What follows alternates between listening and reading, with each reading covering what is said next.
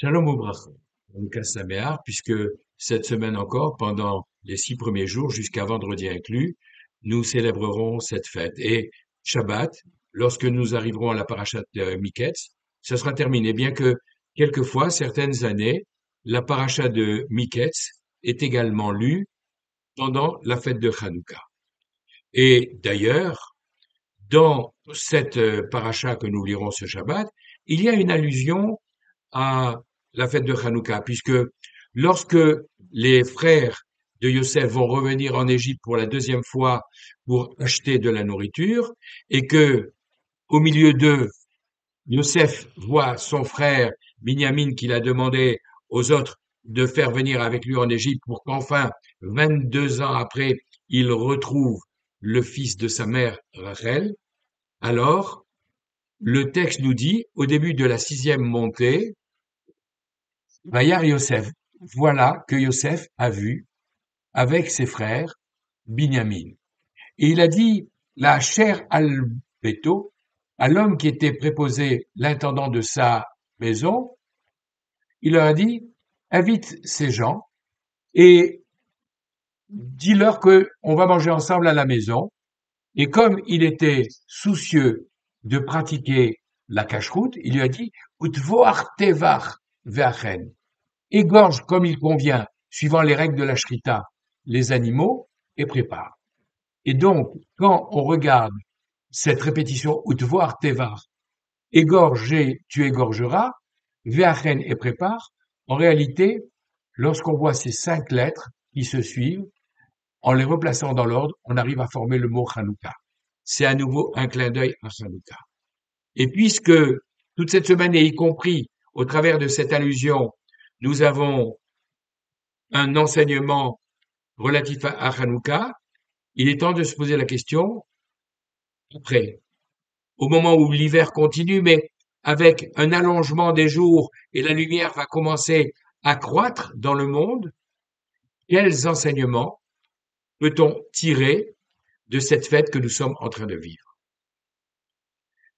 Pour commencer, je rappellerai une question que j'ai posée à plusieurs de mes amis et j'ai été très étonné que la plupart ne connaissent pas la réponse, alors qu'on l'a entendu encore récemment du Rav Rosenblum qui rappelait cet enseignement du Bnei Issachar.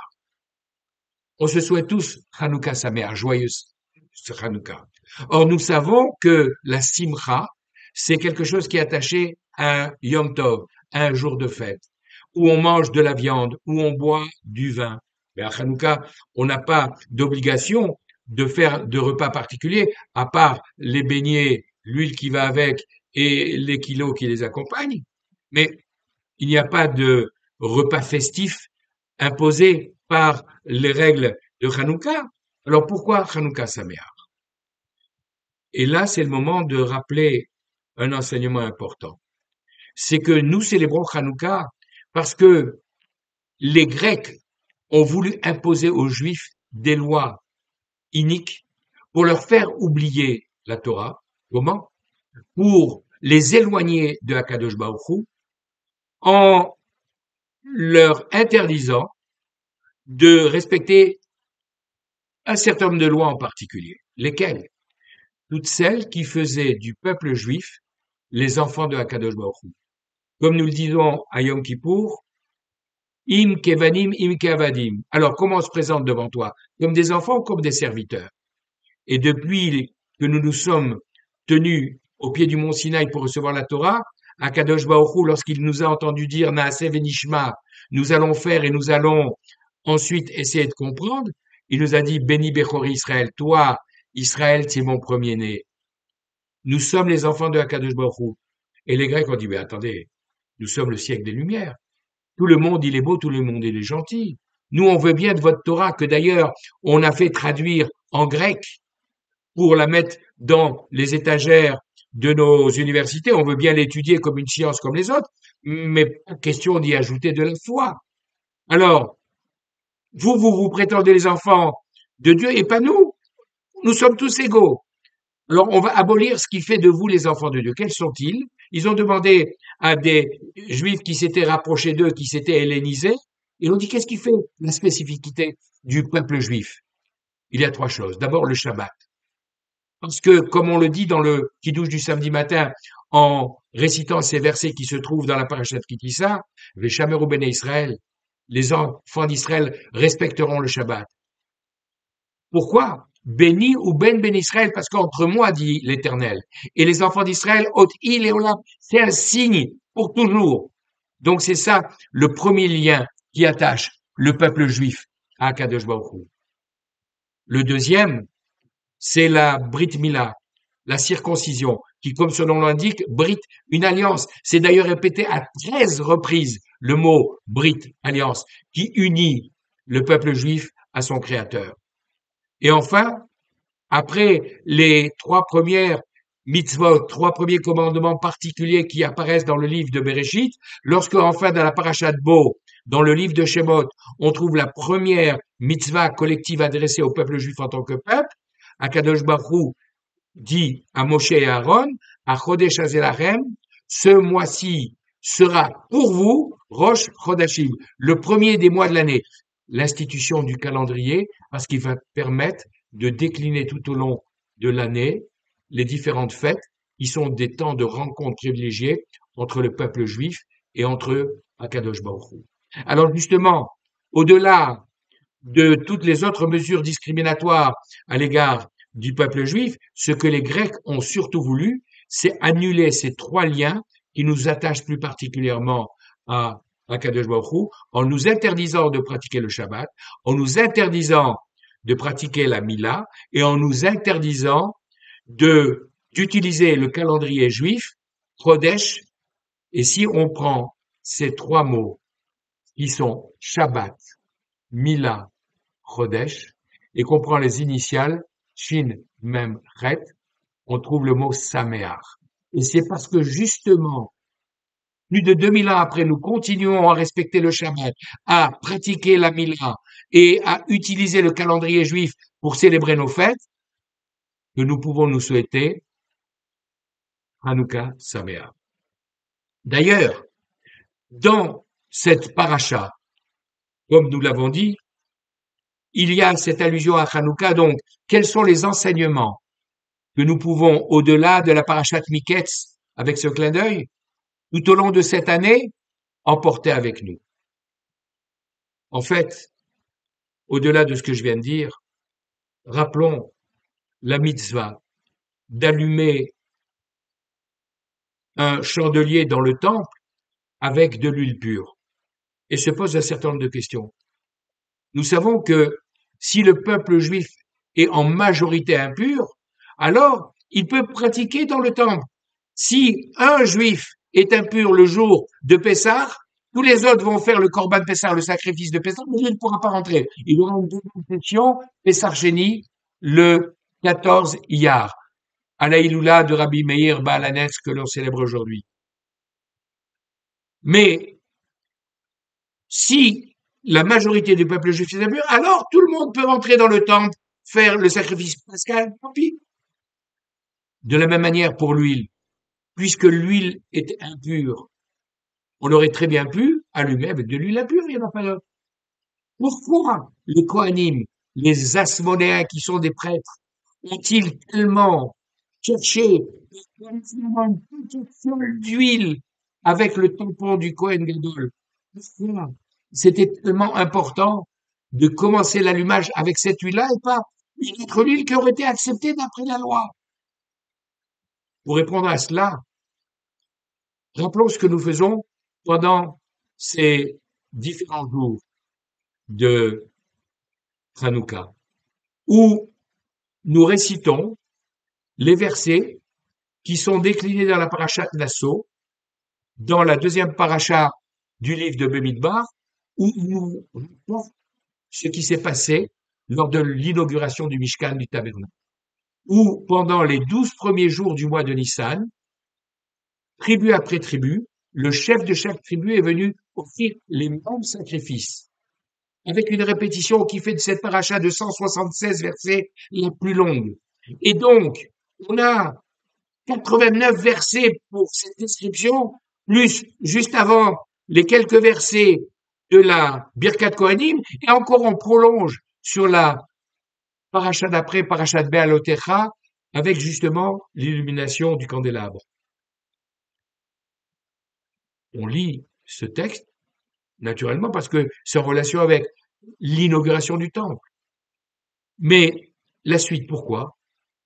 Lorsque Aaron a vu que les 12 chefs de tribu avaient été invités à offrir des sacrifices, mais pas lui, que la tribu de Lévi dont il était le chef n'était pas représentée, il a eu du vague à l'âme. Il a été triste. Il s'est dit peut-être que c'est à cause de moi, à cause de ce qui s'est passé à l'occasion d'un certain veau, ne disons pas plus, que Hachem ne nous a pas invités à participer à cette inauguration.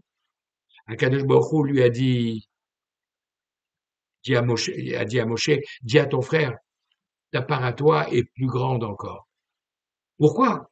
Parce que comme nous l'explique Ramban, les sacrifices, tant que le temple existe, ils peuvent être offerts au temple.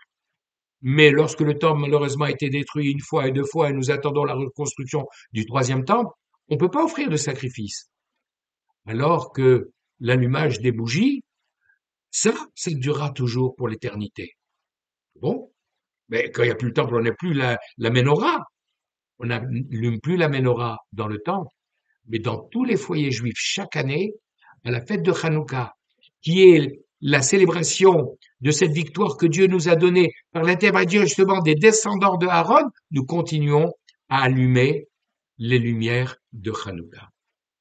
Alors, ces lumières de Hanouka, c'était important pour lui qu'elles soient là avec de l'huile pure, pour une raison très simple. C'est que dans la Gemara Brachot, on nous dit, s'il y a le Yetzer Hara qui vient te titiller, alors repousse-le. Si tu n'y arrives pas, va étudier la Torah, c'est le meilleur antidote. C'est pas suffisant, récite le schéma.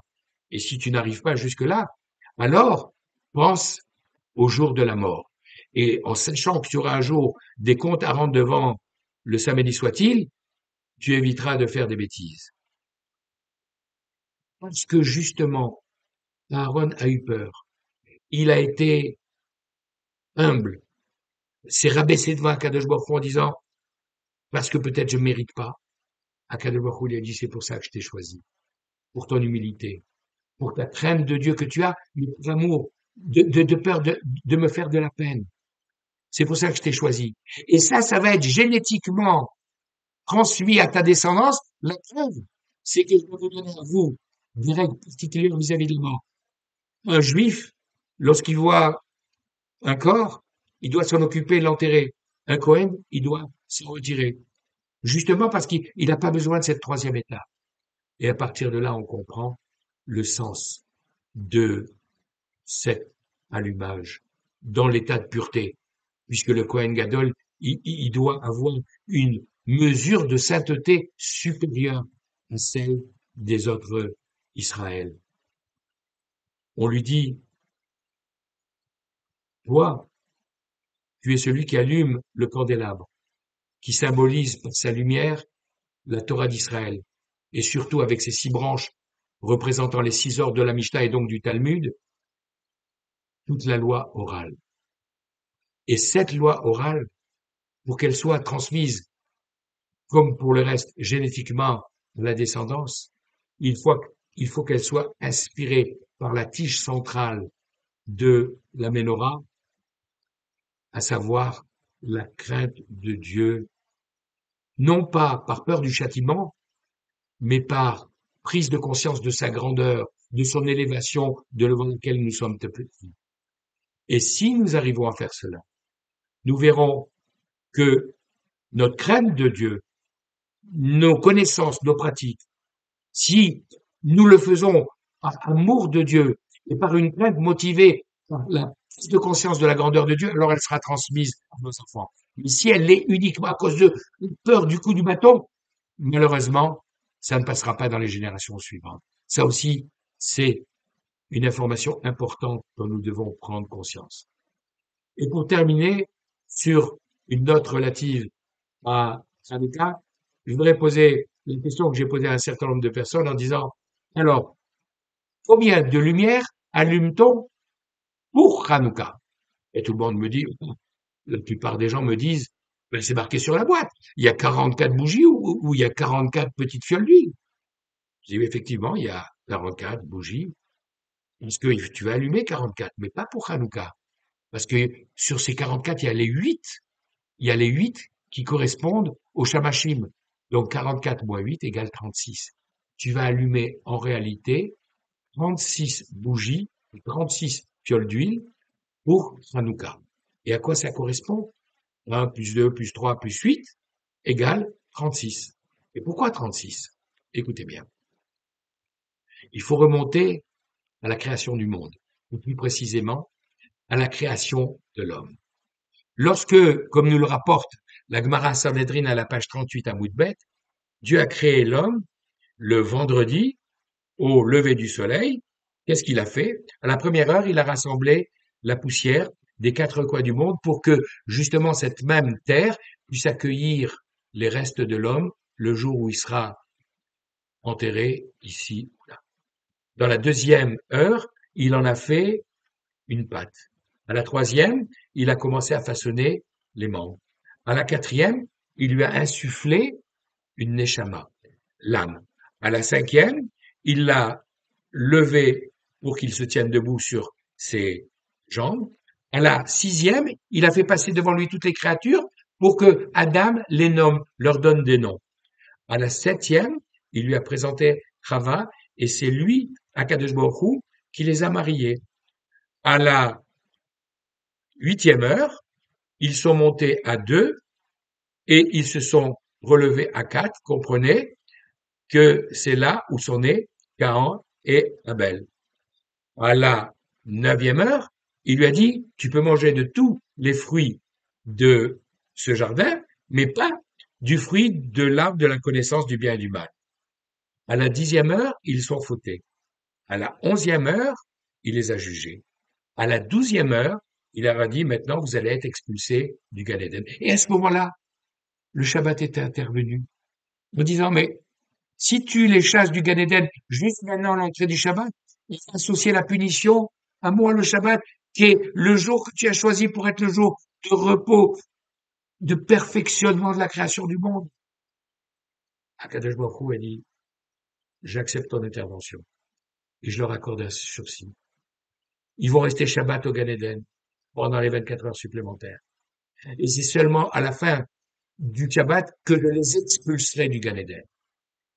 Rappelons-nous, depuis le premier jour où Dieu a dit Vaï or, Yehi or, Vaï or, que la lumière soit et la lumière fut. Vaï ere, Vaï boker.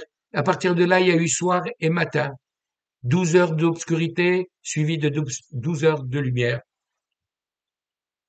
Mais Vaï or, et la lumière fut, j'ai traduit incorrectement, parce que si on est précis, Vaï or, il y aura la lumière, nous dit Rachid, au futur, pour nous dire que quand Dieu a vu la lumière qu'il a créée, il a dit, je sais que dans quelques générations, il y a des gens qui vont mal se conduire et qui mériteront pas cette lumière mais de pouvoir d'une extrémité du monde à l'autre. Alors, je vais la cacher. Or zarou les tzaddik. Je vais la mettre en réserve pour les tzaddikim lorsque le moment arrivera. Et en attendant, je leur donnerai qu'un ersatz de lumière. Et pour l'instant, il a laissé cette lumière allumée.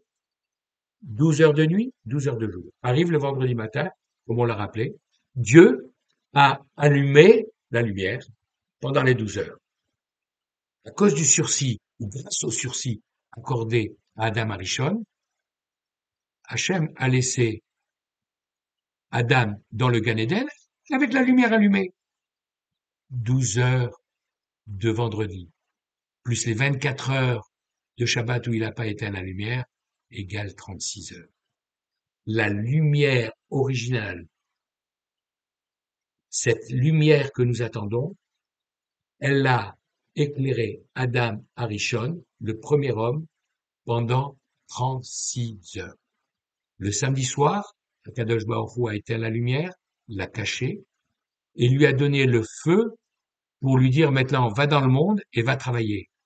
C'est la raison pour laquelle, au moment de la Havdalah, on tend la main vers ces flammes que l'on vient d'allumer, parce que c'est le signe de ce travail que nous devons accomplir dans le monde. Et d'ailleurs, on en a un petit peu honte. C'est la raison pour laquelle on cache le pouce. On cache le pouce quand on tend la main pour une raison très simple. C'est que si on n'avait pas le pouce, on n'aurait pas la pince qui permet de travailler.